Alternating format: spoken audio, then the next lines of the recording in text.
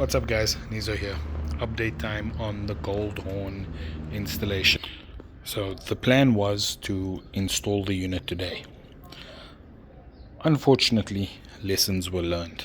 Not really on the DSP side, but more on the amplifier side. So the same way I had the bases laser cut on the DSP, I did the same thing for the base plate of the amplifiers. And after getting everything done and doing my test fit on the bench that goes straight, I noticed that the RCA ends weren't done correctly. So I still need to change these. I'm still busy getting to this. So this is the original ones. Look at the length there versus what it needs to be. And also look at the size of the print. I had to change it from large to small so that it fits. I kind of didn't think when I was doing it.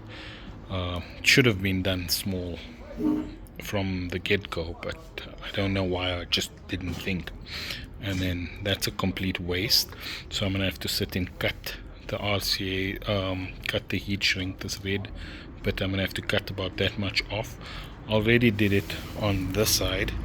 I had to redo this because the reds all matched. But yeah, it's been a learning curve of note, but slowly but surely we get in there.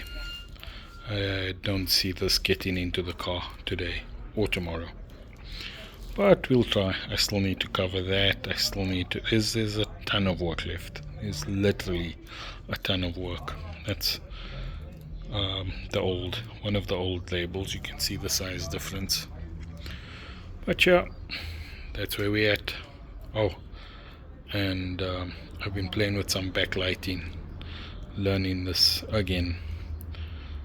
Learn some cool new tricks while trying this out. But yeah, thanks for watching. Lekker.